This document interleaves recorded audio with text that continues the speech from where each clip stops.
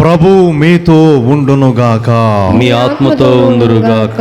పునీత మత్తయి గారు వ్రాసిన సువిశేషములోని భాగము. ప్రభువా మీకు మహిమ కలుగునుగాక.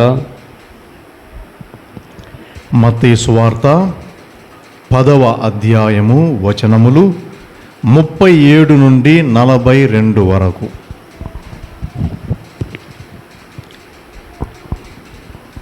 యేసు వారితో ఇట్లు చెప్పెను, మిమ్ము స్వీకరించువాడు నన్ను స్వీకరించుచున్నాడు, నన్ను స్వీకరించువాడు నన్ను పంపిన వానిని స్వీకరించుచున్నాడు. ప్రవక్తను ప్రవక్తగా గుర్తించి స్వీకరించువాడు ప్రవక్త బహుమానమును పొందును. నీతిమంతుని నీతిమంతుడుగా గుర్తించి స్వీకరించువాడు నీతిమంతుని బహుమానమును పొందును. నా శిష్యుడని ఈ చిన్న వారలలో ఒకనికి ఎవడేని ఒక గుర్కెడు మంచి నీరొసగువాడు తను బహుమానమును పోగొట్టుకొనడని మీతో నిశ్చయముగా చెప్పుచున్నాను. ఇది క్రీస్తు సువిశేషము. క్రీస్తువా మీకు స్తుతి కలుగునుగాక. అందరం కూర్చుందాం. యేసుక్రీస్తునందు ప్రియులగు సోదరి సోదరులారా,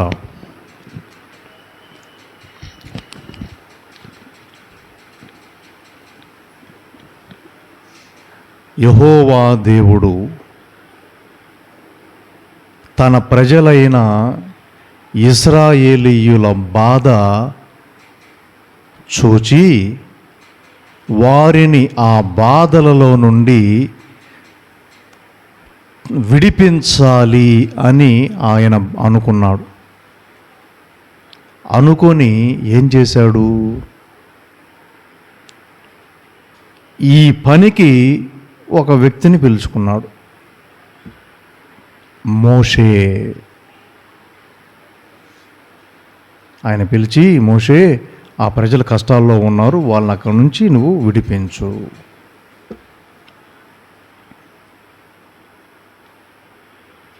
మోషే తర్వాత అహరోను, అహరోను తర్వాత యెహోషువ. ఇలా తండ్రి అయిన యెహోవా తన పనికి తన ప్రజల కోసం మధ్యవర్తులను ఆయన ఒకరి తర్వాత ఒకరిని పిలుచుకున్నాడు, నియమించుకున్నాడు. ప్రవక్తలు, వాళ్ళని మనం ప్రవక్తలు అని పిలుస్తాం. నేరుగా చేశాడా? ఉండదు. మధ్యవర్తుల ద్వారానే.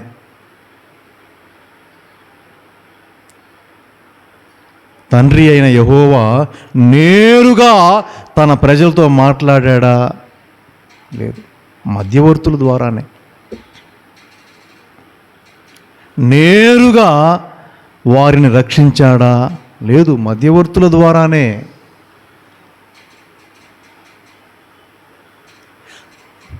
ప్రవక్తలు,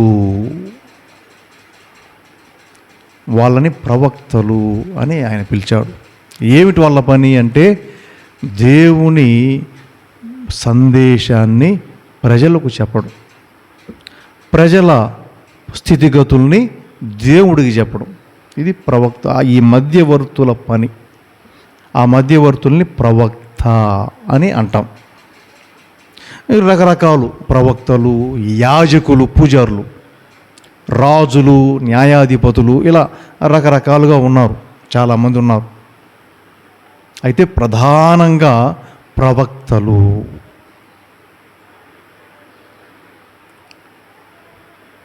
వాళ్ళ పని దేవుని మాట ప్రజలకి వినిపించటం, ప్రజల కష్టాలు బాధల్ని దేవునికి మనవి చేయడం. అలా ఎందరో ప్రవక్తలు ఉన్నారు మనకు. ఆ ప్రవక్తల్ని ఎవరు ఆదరించాలి?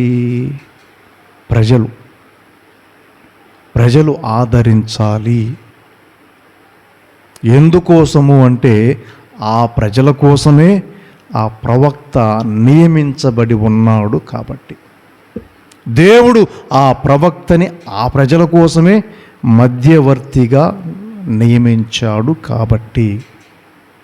ఈరోజు దేవుని మాట అదే, మనందరికీ కూడా ప్రవక్తను స్వీకరించువాడు నన్ను స్వీకరించినట్లే.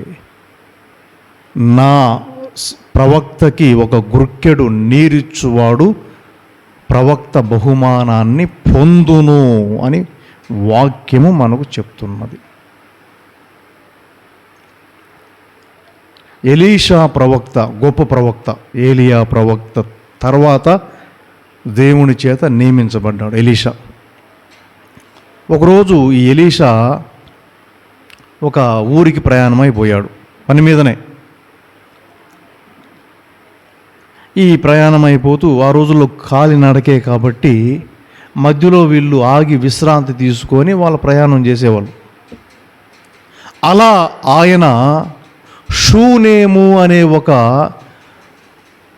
ఆ ఊరిలో ఆగేవాడు, ఆ ఊరి మీద ప్రయాణం చేసేవాడు.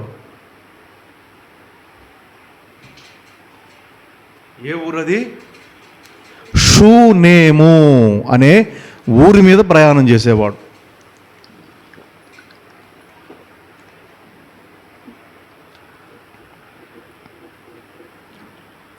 ఇది ఆ ఊరిలో ఉండే ఒక కుటుంబం దాన్ని చూసేది. ఆయన వాళ్ళ ఇంటి మీదుగా అలా నడుచుకుంటూ పోయేవాడు. కొద్ది రోజులకి ఆ ఇంటి స్త్రీకి ఇతనెవరో ప్రవక్తలాగా ఉన్నాడే అనిపించింది. దైవజనుడు మాదిరిగా ఉన్నాడే అని అనిపించి ఒకరోజు ఇంటికి పిలిచింది. ఇంటికి పిలిచి కాస్త అన్నం వడ్డించింది, తిన్నాడు. అలా ఆ ఇంటికి ఎలీషా ప్రవక్తకి కాస్త పరిచయం ఏర్పడింది. ఇక ఆయన ఎప్పుడు ఆ దారిన వెళ్ళినా ఆ ఇంటి వారు పిలిచేవారు. పిలిచి ఆయనకి వసతి కల్పించేవారు. కొద్ది రోజులకి ఆ ఇంటి ఇల్లాలు తన భర్తతో ఈ విధంగా చెప్పింది, అయ్యా మరి దైవజనులు మన ఇంటికి తరచుగా వస్తున్నారు, మరి ఆయనకి ప్రత్యేకంగా ఒక గది మనం సిద్ధపరిస్తే బాగుంటుంది. మనతో పాటే కాకుండా ఆయనకంటూ ప్రత్యేకంగా ఒక గది, మనలలో దేవుని గదులు ఉంటాయి కదా ప్రత్యేకంగా, అలా ఒక గది సిద్ధపరిస్తే బాగుంటుంది అని తన భర్తకి చెప్పినప్పుడు ఆయన సరే అని చెప్పి ఇంటి మీద ఒక గది సిద్ధం కట్టిస్తారు. ఎలీషా ప్రవక్త ఎప్పుడు ఆ ఇంటికి వచ్చినా మేడ పైన గదిలో ఆయన విశ్రాంతి తీసుకొని మరుసటి రోజు తన పని మీద వెళ్ళేవాడు. ఇలా ఉండేది. ఒకరోజు ఈ ప్రవక్తకి, ఎలీషా ప్రవక్తకి ఒక ఆలోచన కలుగుతుంది. తన సేవకుని పిలిచి, గేహసి సేవకుడి పేరు, ఒరే అదిగో ఆ కుటుంబం మనం ఎప్పుడు వెళ్ళినా మనకు అన్నం పెడుతున్నారు, మనకు గది ఏర్పాటు చేశారు, ఎంతో మనల్ని ఆదరిస్తున్నారు, అన్నం పెడుతున్నారు, ఆశ్రయం ఇస్తున్నారు, వాళ్ళకి మనం ఏదైనా చేస్తే బాగుంటుంది, వెళ్ళి వాళ్ళకి ఏదైనా అవసరం ఉందేమో కనుక్కోనరా అన్నాడు. ఏం చేస్తాడు దైవజనుడు? ఏం చేయగలడు? దేవునికి చెప్పగలడు, దేవా పలానా కుటుంబంలో పలానా ఇంట్లో ఈ సమస్య ఉంది తండ్రి, నువ్వు అనుగ్రహించు. గమనించుకోవాలి, ఇక్కడ ప్రత్యక్షత లేదు ఎవరికి కూడా. అంటే నేరుగా దేవుని దగ్గరికి పోయి, దేవా నా ఇంట్లో నాకు ఈ సమస్య ఉందయా తీర్చు, మధ్యవర్తిత్వం ద్వారానే. మనం నేరుగా ముఖ్యమంత్రి దగ్గరికి వెళ్ళలేం కదా, మధ్యవర్తిత్వమే కదా. ముఖ్యమంత్రి దగ్గరికి వెళ్ళొచ్చేమో, భగవంతునికి లేదు. ప్రత్యక్షంగా నేను నా దేవునితో లేదండి. వాస్తవానికి మధ్యవర్తిత్వం, అన్నీ మధ్యవర్తి. మనం ఏ దాన్నైనా చూసుకోవచ్చు, మధ్యవర్తిత్వము ద్వారానే, ప్రత్యక్షంగా అంటూ ఉండదు.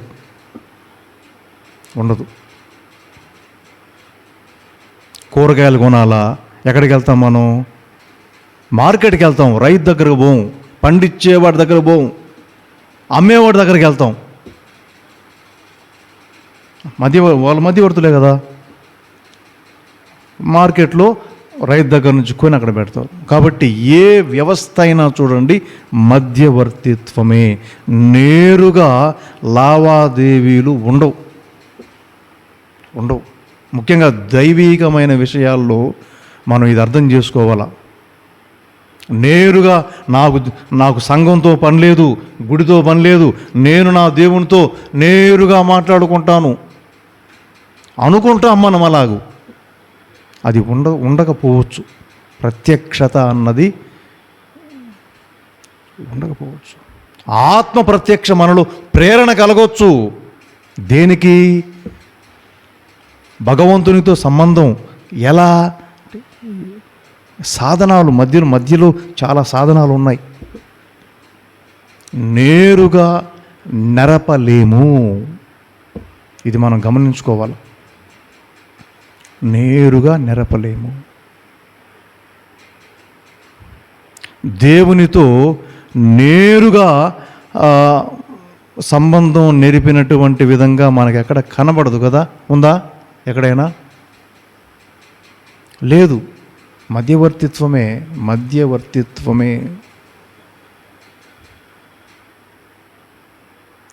కాబట్టి ఈ మధ్యవర్తులు అంటే ప్రవక్తలు, యాజకులు అవసరం. మరి నేరుగా ఉంటే అది ఎలా ఉంటుందో మనకు తెలియదు. ఇప్పటిదాకా అయితే మధ్యవర్తిత్వము ద్వారానే, ప్రత్యక్షంగా అన్నది ఈ లోకంలో లేదు. మేబీ బహుశా దేవుని రాజ్యంలో నేరుగా ఉండొచ్చేమో. ఇక్కడైతే లేదు.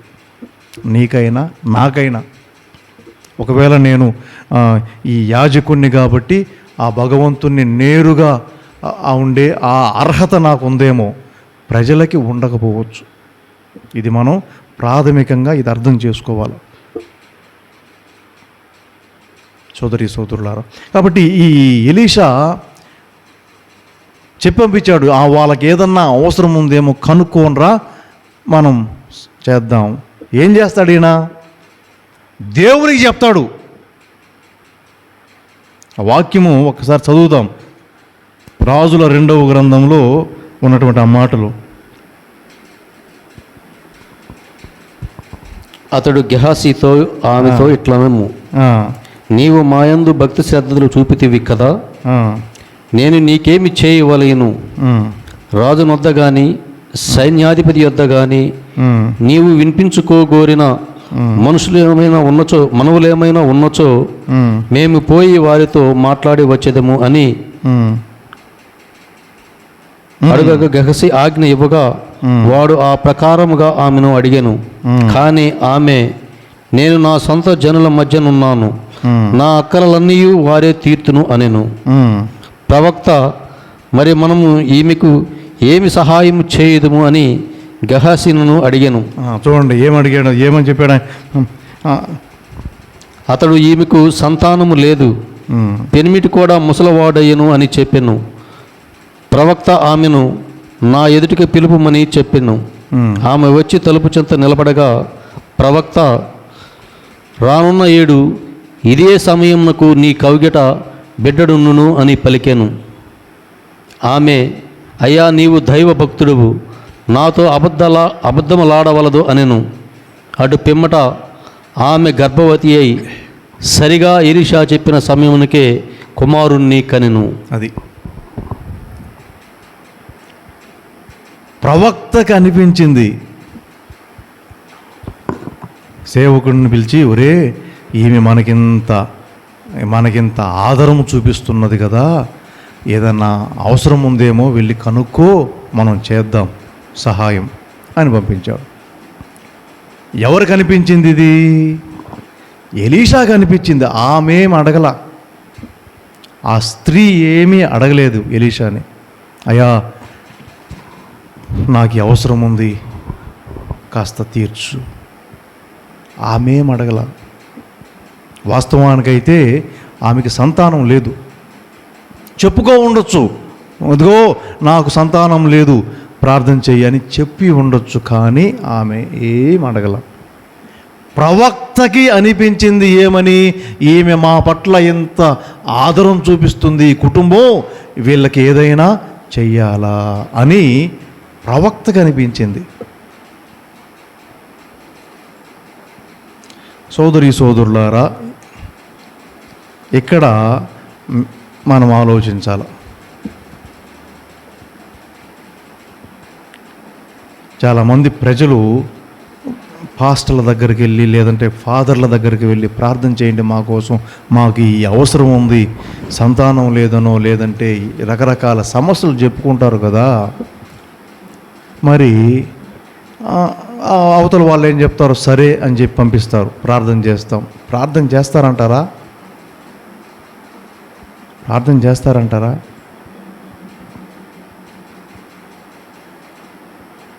అనిపించాలా. ఎవరికి అనిపించాలా? కలెక్టర్ దగ్గరికి ఒక అర్జీ పట్టుకొని పోతాం, అయ్యా మా ఊరికి అవసరం ఉంది అని. ఆయన చేస్తాడా? అనిపిస్తే చేస్తాడు, అనిపించుకుంటే చేయడు. 100 అర్జీలు ఉంటాయి ఆయనకి, అన్నిటిని చూస్తాడు, అనిపించిన వాటికే చేస్తాడు. ఈ ఊరికి అవసరం ఉందని ఆయనకు అనిపిస్తే యాక్షన్ తీసుకుంటాడు. అన్ని వందల అర్జీల్లో ఇదొకటి అనుకుంటే చేయడు. అంతే కదా? అంతే. కాబట్టి ఒక సేవకుడి దగ్గరకు వెళ్ళి, దైవజనుడి దగ్గరికి వెళ్ళి, అయ్యా నాకు ఈ కష్టం ఉంది, నా కోసం ప్రార్థన చెయ్యి అని నువ్వు అడిగినప్పుడు ఆయనకు అది అనిపిస్తేనే నీ కోసం ప్రార్థన చేస్తాడు. అనిపించలేదనుకో చేయడు, సరేలమ్మా అంటాడు. సరేలమ్మా అంటాడు.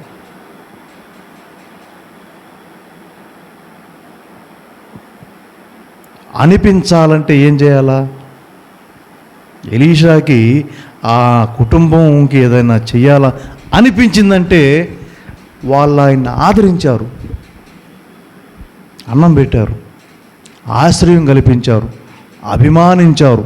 కాబట్టే ఆ కుటుంబం పట్ల అనిపించింది ఆయనకి, వీళ్ళకి ఏదన్నా సహాయం చేయాలా. ప్రతి దైవజనుడు అంతే దాదాపుగా, కాదా? అంతే అంతే. ప్రతి మనిషి అంతే. ఇంకొక మాటలో చెప్పాలంటే అంతే. ఎవరో 100కి 1,00,00,000 అంటే ఇది తప్పు కాదు, మామూలుగా చూస్తే అంతే. చెట్టుకు నీళ్ళు పోస్తే కాయలు ఇస్తుంది అన్నట్టుగా. నీళ్ళు పోయకుండా కాయలు వస్తాయా? రావు. కాబట్టి అనిపించాలా. అంటే దీని అర్థం ఏంటంటే, ఇదిగో దైవజనుల పట్ల కాస్తంత ఆదరణ చూపించండి అని అర్థం. ఎందుకంటే వారు దేవునికి మొరబెట్టినప్పుడు ఆయన ఆ మొర ఆలకిస్తాడు. ఎందుకు? ఆయనే వాళ్ళని నియమించాడు కాబట్టి. వీళ్ళంతటా వీళ్ళు మధ్యవర్తులుగా రాలా, ఆయన నియమిస్తేనే వచ్చారు కాబట్టి వాళ్ళ మాట ఆయన వింటాడు. మరి వాళ్ళు ఆయనకి మొరపెట్టాలి, చెప్పాలి విషయాన్ని. అంటే ఎందుకంటే ఆయన సమాచారం ఇక్కడికి తీసుకొస్తున్నారు, ఈ సమాచారాన్ని అక్కడికి చేరవేస్తారు తప్పకుండా. కాబట్టి సోదరులారా, దైవజనులని ఆదరించాలి. ఎవరైనా కావచ్చు అన్నది వాక్యం చెప్తుంది. ఈరోజు మనకు యేసుప్రభు అంటాడు, ఈయన చిన్నవారిలో ఏ ఒక్కరికైనా మీకు నా సేవకుడని భావించి ఒక గుర్కెడు నీరు ఇచ్చినచో వారికి ఆ ప్రతిఫలాన్ని తప్పక పొందుదని నిశ్చయముగా చెప్పుచున్నానంటాడు.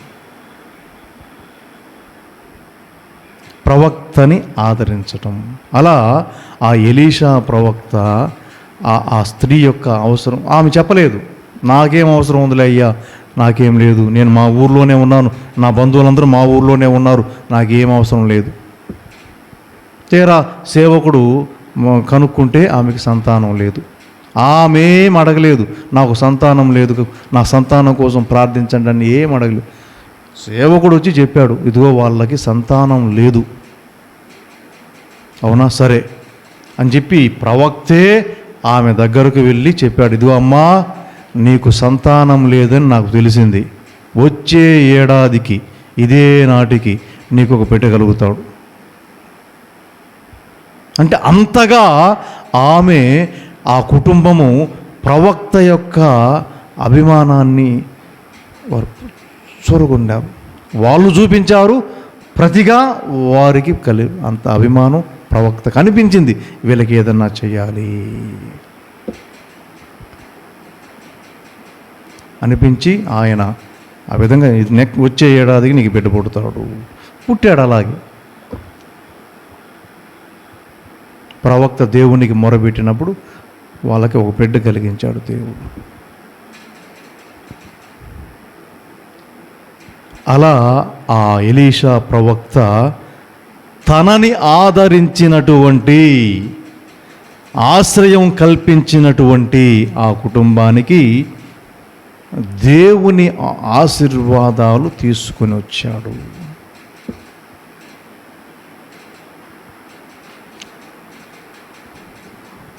కావున దేవుని బిడ్డలారా, ఈరోజు దేవుని మాట మనందరికీ కూడా ఒక దైవజనుణ్ణి ఆదరించండి, అభిమానించండి, ఆకలి తీర్చండి, నీరివ్వండి, చాలు. దానికి తగ్గ ప్రతిఫలం నిన్ను వెతుక్కుంటూ వస్తుంది.